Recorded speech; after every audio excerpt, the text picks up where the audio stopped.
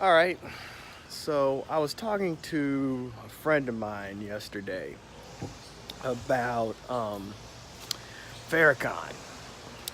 And I told him that I was really critical of a lot of stuff Farrakhan's doing right now.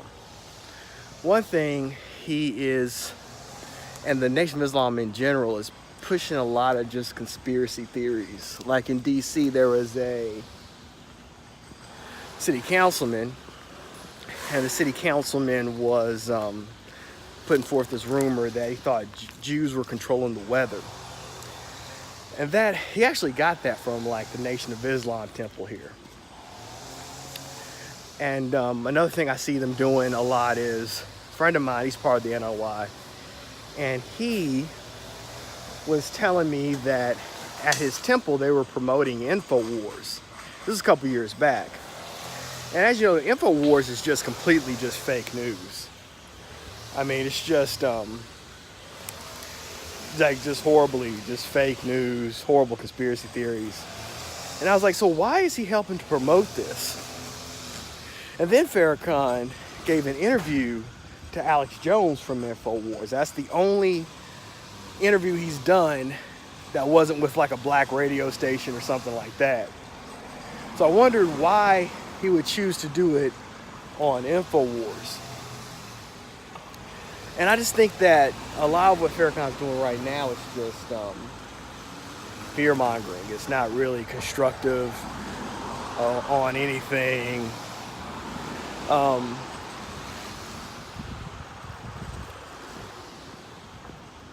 It's not really constructive or anything like that. He talks a lot about separatism, but he's not doing a lot to separate. Like, he lives in a community with mostly white people in Chicago. And they're always talking about they're going to buy a big plot of land somewhere and move everybody out to it. But, I mean, what materially has been done to move towards that? I mean, I can't think of anything. So, these were my basic criticisms of Farrakhan. And immediately my friend told me that, oh, we just don't, you're not respecting of the minister, and you don't believe in fighting back or whatever like that. I'm like, he hasn't really done much to fight back. Like, most militant black groups spend most of their time fighting other black groups. Like the Nation of Islam, they did a lot of fighting as far as cleaning up neighborhoods.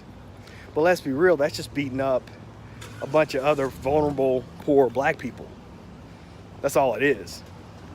I mean, I'm glad they cleaned up the neighborhood and stuff, but I mean, they haven't done anything, some kind of an action against the police or the government or anything like that. So, yeah, I don't understand why. It seems like if you criticize Farrakhan, people just immediately think you're like a sellout or something. And you immediately assume that you just want to assimilate, things like that. I think it's just because so few people are allowed to even criticize him that you end up in situations where, like, any criticism of him at all is just immediately taken to be just against the whole movement and being militant just altogether.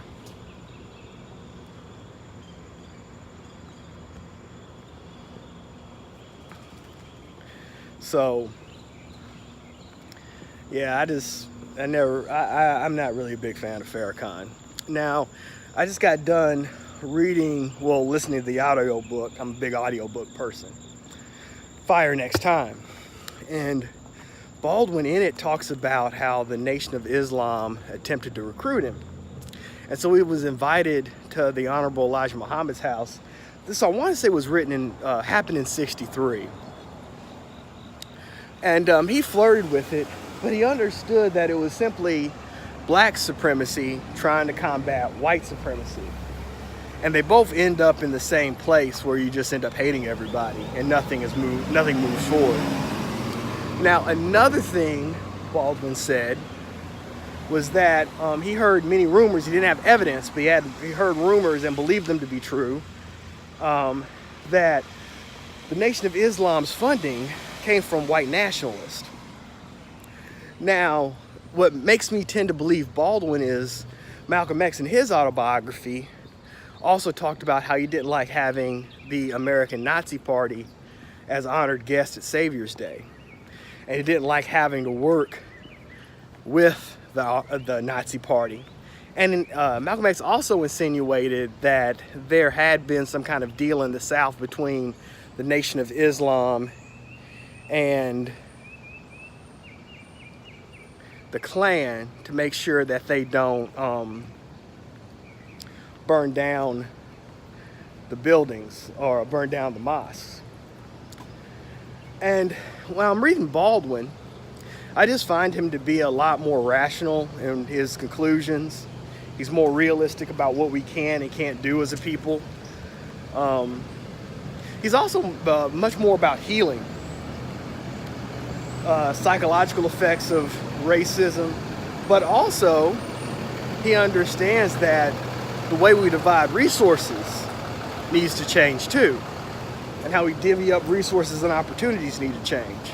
So he has a pretty robust understanding of ethnicity and how to combat white supremacy.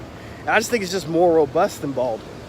But it's just funny that if you say you support Baldwin and don't support Farrakhan, people just assume you're a sellout, you're trying to assimilate, or you're brainwashed or something like that. But then you start really pressing them, and they don't really have good comebacks for your criticisms, because a lot of the stuff they haven't really thought about themselves. And I just find that interesting, why Farrakhan is so beloved that he's just above all criticism. Nobody can criticize him and really get away with it. I mean, I expect after this, put this video on YouTube, I'm gonna get a lot of hate mail, a lot of angry comments, but I mean, I want to see somebody actually come in the comments that has some data on what Farrakhan's doing concretely to move towards a separate rule, separate government. Another thing about buying a big plot of land out in the middle of nowhere is Farrakhan's very much against political action. That includes even voting, not just protesting, just voting. Because he looks at America as a white man's country, and that we should accept that we're never going to get anything here and just concentrate on separating. But to build a separate country, we would have to have a government that allowed us to do that even once we bought the land. Like, once you bought a piece of land, it doesn't necessarily mean you can do whatever you want on it. I mean, there's still permits, zoning, and things like that. Like, a good documentary to watch on this is Osho. It's on Netflix. It's about a yoga guru who buys a big plot of land in Oregon and starts a commune. And they bought the land outright. But once they started buying the land and moving people in there, and they were doing things differently than how the Oregonians normally did them, they started using the law and zoning to kick them out. So they had to take over the government. And so they brought a bunch of voters in, they slammed the polls, and they got a bunch of yogis to be county commissioner and mayor and whatnot, so they can have control of this plot of land. So there's no way around political action if you're black. Like, there just isn't. I really don't think that there's any way a black person could not be political. I mean, I think you pretty much have to be political nowadays, or just in general. You just got to be political, because there's no other way. You can't do just everything on your own. You're not going to be able to build up, a separate country on your own. And this country wasn't built like in isolation. They gave people land through the Homestead Act. Then they went and built land-grant colleges to teach you how to farm the land. I mean, Dr. King went through all of this in his speech. So you're not going to be able to isolate yourself and build this separate country. It's just not going to happen. I mean, it's just not. So again, that's why I really suggest people read Baldwin, because he talks about the psychological effects of white supremacy, but he doesn't leave it as just psychological. He understands that there needs to be opportunities opened up. And he's not trying to integrate into America. He's trying to build an integrated America. So he's not just trying to get him a position and move in to a white power structure that just made a little spot for him so he's all right. Like, what he wants to do is to build a new America that automatically just includes black people naturally and recognizes that a lot of American culture just naturally comes out of blackness anyway, and black people. Like, we were the original culture, because when the Europeans got here, they were truly trying to hold on to their European culture. But for us, we had to build a new culture because we weren't allowed to keep our African culture. So the first American culture is black culture.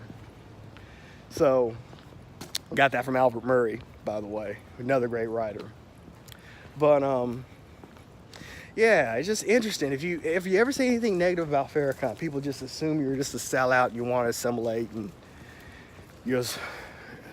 somebody white brainwashed you. Like, we got to get out of that as a people. We got to have real political discourse and just philosophical discourse. Because, I mean, we're not going to really get anywhere, just mindlessly following one guy who himself is living in an integrated neighborhood. He's not trying to move out anywhere and farm. I mean, so that's really all I got to say.